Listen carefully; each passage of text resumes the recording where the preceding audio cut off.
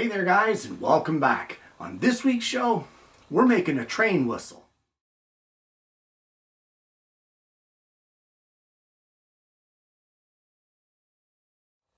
Well, quite a while ago I had a viewer contact me. I think they may have even said in the comments of a certain video that they wondered if I could do a video on how to make a train whistle. So I thought it would be a fun project, and that's what we're going to work on today. Now this project can be made of scrap. You can make it from 2x4s. You can make it from whatever kind of wood you have lying around. But for me, it's going to be made out of a scrap piece of cherry. Well, I have this piece of cherry that we're going to make the whistle from, and I have cut it to a square dimension of 1 7/16 by 1 7/16, and it's 6 3/4 of an inch long. Now the length really isn't that important, but you want to give yourself enough room this way on the 1 7/16 to be able to drill your holes. So guys, if you want to make it a little bigger, you can make it a little bigger, but this is a pretty good size to hold in your hands.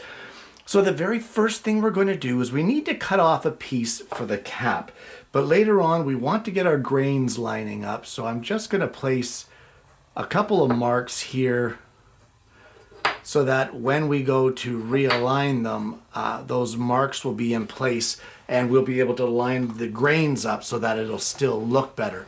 So we want to cut off a piece for the end cap. I'm not sure exactly how much. It doesn't have to be big. It doesn't have to be huge. Let's go with 9/16 to take off the end. And now we can take that piece and put that aside. Don't lose it. We're going to need that later. So let's get this clamped up in the vise, and there's a little bit of layout that we have to do here. Well, we need to drill some 1/2-inch diameter holes in our cherry block. So we need to mark the centers. So we're going to come in from each edge at 3/8 of an inch all the way around, and this will, where the lines intersect, will be where our holes will be drilled. So right here at these 4 intersecting parts, we can center punch those carefully and then head over to the drill press. Well, the key to success of this project is the drilling. You need to drill square and you need to drill true. So make sure right off the bat that your stock is square to your drill bit and square on your table's square, and we'll check that it's square both ways. Now guys, all you need to do is set it for this back corner. You can set your fence and set a stop for this back corner, and that's all the setup you need to do, because you can drill it, turn it 90 degrees, drill the next one, turn it 90, etc., etc. They should all line up if you have your setup done right.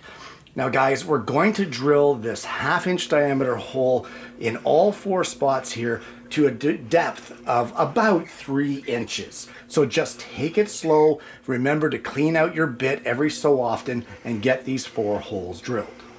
Well, I've taken our blank and I've clamped it up here in the vise, and I've also taken our 1/2-inch bit. Now, this bit measures 5 inches. So what we need to do is finish these off with a hand drill. We have all of these at 3 inches deep, so we're going to drill the next one to the maximum of what our bit will allow here, which is 5 inches. And we'll use the existing hole that we just drilled as a guide.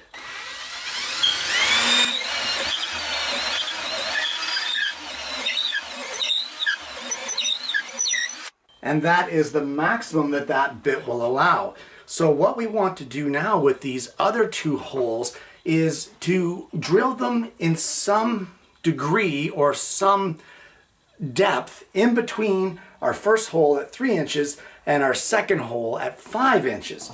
So maybe, I don't know, 3 3/4 and maybe 4 1/2. Let's try that and see what happens.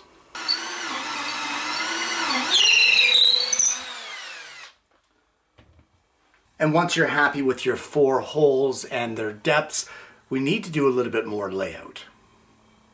Well, we now need to do a little bit of layout on the end with our holes. So we're just going to clamp this in place on our bench. And on all four sides, we're going to place a mark at 5/8 of an inch, just like that. And then another mark at 1 3/8 of an inch. And as I said, we'll do that on all four sides. And now using a 45 square, we are going to mark a line from the bottom corner here. Our holes are up top. We're going to mark a line 45 degrees from this line up to our top line right here. And then the same thing on the opposite side.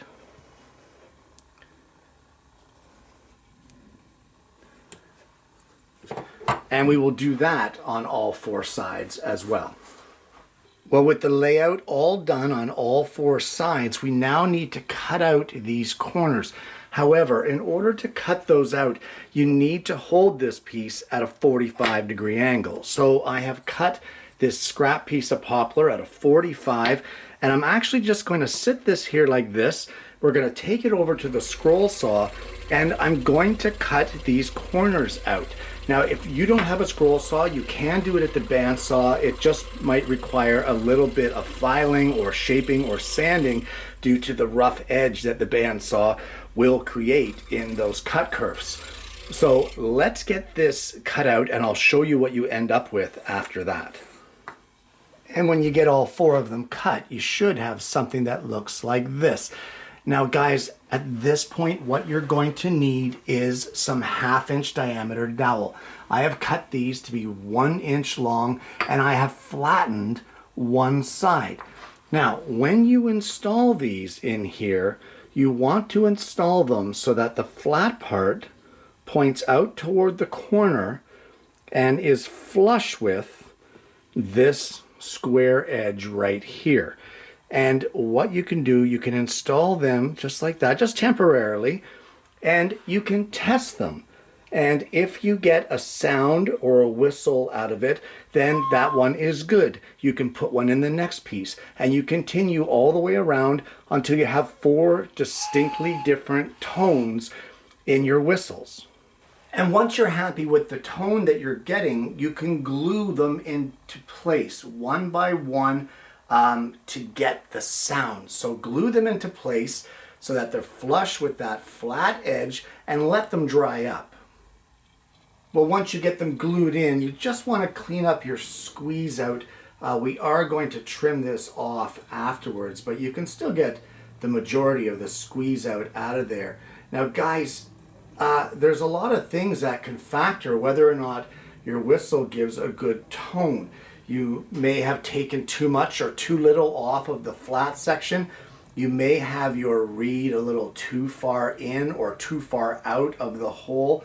So play around with it and see what kind of sounds you can get out of it.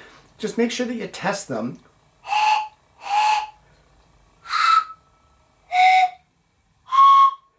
Before you let the glue set all the way.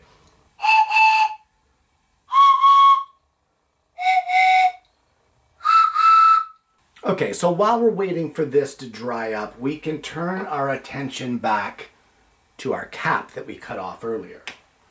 So I have marked the center of our cap piece, and right here in the middle, I'm going to take an 1¼ inch Forstner bit and I'm going to drill down about 1/2 the way through this piece.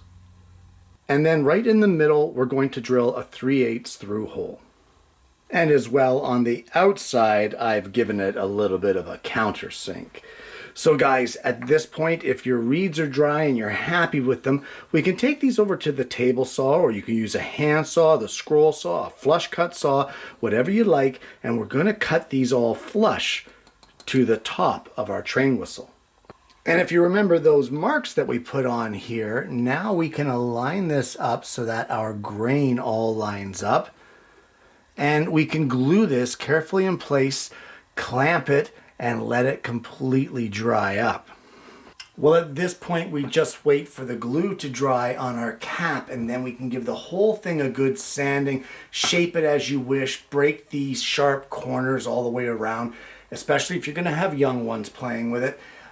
Guys, truth be told, that hole that I drilled in the cap, the 1.25" diameter hole, I wasn't really happy with the amount of airflow that it provided down to our reed area. So I used my hand router with a 1/4" straight bit in it. I held the cap in a hand screw clamp and very carefully routed to extend that hole out into the corner areas over here so that more airflow could get down through to the reeds. I was much happier with the sound that way. So if you have that problem or you're having an issue with the sound being able to get down to your reed area, try enlarging that 1.25" diameter hole. Either way, guys, I'm going to sand this up, and that will pretty much be it for this project, other than testing it and applying a finish. And there you have it, a train whistle. Guys, these things are so simple to make. It is basically 4 holes with a flat-sided dowel inserted in them and a couple of 45 notches taken out of a block of wood. Now, they all sound different, and they sound different according to the depth of your holes and the variations of those depths. That's what gives it the train sound. So while this one may sound like that, yours may sound completely different. And don't worry about it. That's the nature of these. Unless you're milling it with tech machines where they do exact depths and exact reeds to have them make their sound, they will always sound different. And that's the fun thing about this project, is that until the whole thing is really assembled, you don't know how it's going to turn out or how it's going to sound. Now, there are different ways that you can modify this as far as, say, embellishments. You could do some wood burnings on the side. You could do laser engravings. You could paint them. You could do as you please with these. It's your whistle. The most important thing about the whole project and the key to its success is drilling those holes square to the body. Because if not, because there is so little room around the outside of those holes, there's a chance for blowout coming out the side of it. So be very wary of that. Be very careful of that. Try changing up your sizes of holes as far as their diameter. You could make this a bigger whistle with bigger holes, or even a smaller whistle with smaller holes. You are not bound by the measurements that I provided you to make this one. You want to do something different than the 1/2" hole? Do something different than the 1/2" hole. It really doesn't matter what you do with it or how you do it, just do it. This is a great one to get the kids involved with because the scroll saw is pretty non-offensive. It's a pretty tame tool, as well as the drill press. The only thing is, I would not get the young ones to hold this against the fence while you're drilling. Get a clamp on there and let the clamp do the work. Either way, guys, you got to give this one a try. It's a load of fun. It's a good, quick project, and it really looks good. Guys, I want to thank you so much for tuning in. I want to thank my viewer for the suggestion on that, or the request. It's a great project. It really is. If you haven't already, please consider liking and subscribing to the channel. You click the bell and then you're not going to miss the notifications of future episodes of the program. Guys, I want to thank you so much for tuning in. I hope you've enjoyed the content. I hope you learned something today. I hope you're going to try to make one of these whistles or a whole bunch of them, like assembly line style, for yourself. And more importantly, guys, I hope you're going to join me again next week when I bring you yet another woodworking video.